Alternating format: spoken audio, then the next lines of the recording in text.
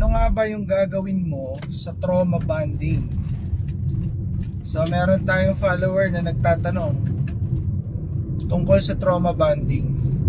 So meron kang dalawang pwedeng gawin kapag nasa trauma bonding ka na. So para dun sa mga hindi aware kung ano ang trauma bonding sa relationship, ito yung cycle of abuse. Ibig sabihin, inaabuso ka ng partner mo, boyfriend mo, girlfriend mo, or husband or wife. So parehas to, babae, lalaki, walang specific gender. So ang ginagawa, inaabuso ka, sinasaktan ka, pinahihirapan ka, tapos bibigyan ka ng positive reinforcement. Ano yung ibig sabihin nun? Positive reinforcement, example niyan, bibigyan ka ng mga makakapagpalubag ng loob mo, kagaya ng pagmamahal, pangangakuan ka ng mga pagbabago, tapos ay inaasikaso ka, ikaw ay ipinagluluto, ikaw ay binibigyan ng regalo. Tapos after all this positive reinforcement, lahat na magaganda, sasaktan ka ulit. 1 week kang sasaktan o pahihirapan, tapos after 1 week bibigyan ka uli ng positive reinforcement, magbabago siya, ikaw ay aasikasuhin, pakikitaan ka ng mga magagandang bagay. So paikot-ikot yun. So yun yung trauma bonding. Ngayon, ano yung gagawin nyo dyan? So yun, para dun sa mga hindi nakakaalam kung ano yun. So paano gagawin nyo dito? Unang-una, walang iba kung hindi kailangan nyong humiwalay. Hiwalayan ninyo kung kaya nyong hiwalayan. Leave the relationship. Okay? Pangalawa, mag-focus kayo sa healing. Kasi yung trauma bonding, traumatic yan eh. Kaya nga trauma bonding, traumatic yan. So kailangan mag-focus ka dun sa pag-heal ng iyong sarili, yung mental health mo. Kailangan meron ka ditong self-care. Alagaan mong mabuti ang sarili mo after kang manggaling sa trauma bonding. Kasi iba yung pakiramdam mo eh kapag galing ka dyan sa trauma bonding. Ang daming mga nadidepress dyan, may mga anxiety, meron pa nga nagre-resign sa trabaho, yung iba nalulugi yung negosyo kasi naapektuhan yung mental health nila, yung iba nagkakasakit. So that's the reason why gusto ko mag-focus kayo sa pag-aalaga sa sarili nyo. Self-care ang tawag dyan. Mahalin nyo yung sarili nyo, alagaan nyo mabuti yung sarili nyo para mag-heal kayo dahan-dahan galing dyan sa trauma bonding. Lalo na kung nasa long-term relationship kayo tapos bigla kayong humiwalay, pinahiwalay ko kayo, yun yung advice ko. Talagang dapat magpo-focus ka sa sarili mo.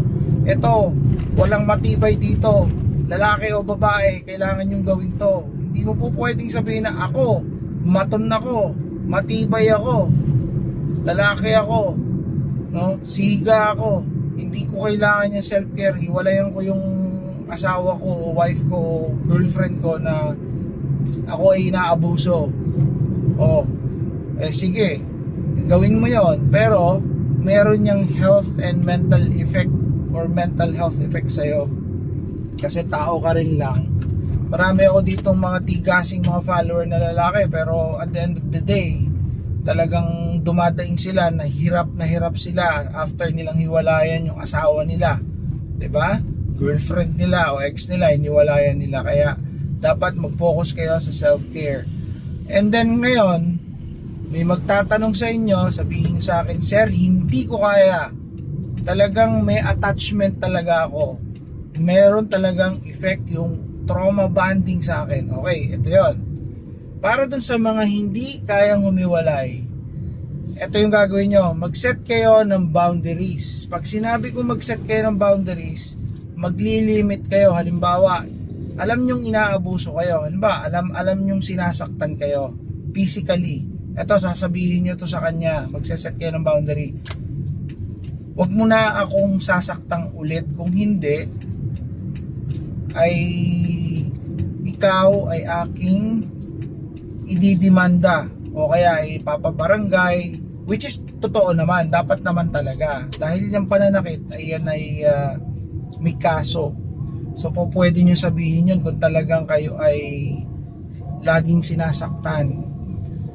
Halimbawa hindi kayo makahiwalay dahil mahal na mahal nyo tapos may anak kayo, po pwedeng yun yung i-battle nyo sa kanya na may mga legalities yan. Hindi po pwedeng basta ka na lang mananakit. Ngayon, kung sinaktan ka, ba, binugbog ka, dugo yung mukha mo, pagka pinadala mo sa police station dahil sa kaso ng physical injury, wag mo namang ibe-baby na pag kinabukasan, ilalabas mo na. Ilalabas mo na sa kulungan kagaya ni Boy Tapang. Si Boy Tapang pinakulong ng partner niya, tapos kinabukasan yata pinakawalan din. Anong klaseng boundaries ang isineset mo niyan? Di ba wala?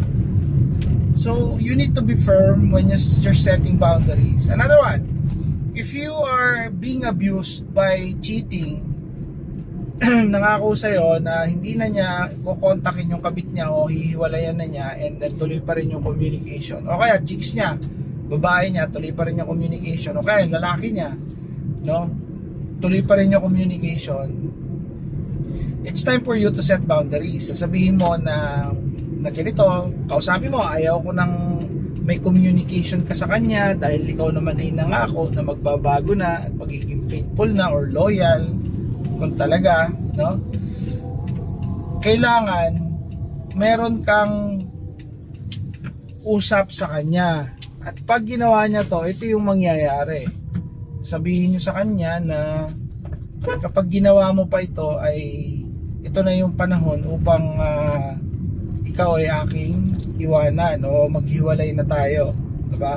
Hindi ko kayang i-tolerate yung ganyang klase ng ugali o ganyang klase ng paulit-ulit na gawain, maling gawain sa relationship. Ngayon, ang tanong, kaya mo ba? Yun ang problema natin dito Kaya nyo bang hiwalayan after na niloko ulit kayo? If the answer is no, hindi nyo kayang hiwalayan, walang mangyayari sa atin. Walang mangyayari. Huwag na kayong mag-chat sa akin dahil napupuyat lang ako sa inyo pagre-reply. Kasi paulit-ulit lang kayo niyan. Maraming nga nagsasabi sa akin, sir, ay paulit-ulit na nangyayari. Mangangako, mapapako, inuulit-ulit. Kasalanan nyo yun Nagseset kayo ng boundaries. Sinasabi nyo na hihiwalayan nyo pagka niloko ulit kayo o may ibang babae na naman. And yet, nandyan pa rin kayo sa relationship. So paulit-ulit lang tayo dito. So mangyayari niyan, cycle of abuse talaga yan. Trauma bonding. Lalo mong pinagtitibay yung trauma bonding. Ngayon sasabihin nyo, kasi sir, wala ka dun sa ganun situation kasi mahirap talaga yun Ay kaya nga trauma bonding Kaya nga trauma bonding. We don't need to call that trauma bonding if it is not trauma bonding. Trauma bonding for what, diba? Trauma bonding talaga yan. Kaya nga from the word itself, trauma bonding There's trauma and there's bonding. The reason why there's bonding, it's because of the trauma.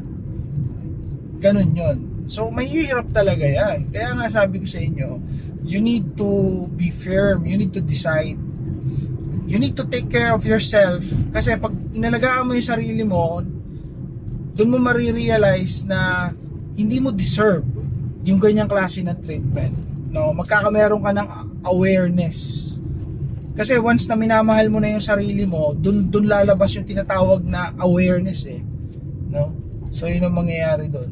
Kaya ayun, yun yung advice natin diyan. Kung yun yung gagawin nyo na in my own point of view na makakatulong sa inyo sa trauma bonding. Okay, medyo mahaba na yung vlog. This is Nurse Ultimatum again. Pasensya na kayo. Magandang umaga. Pasensya na kayo kung mahaba. I hope it helps.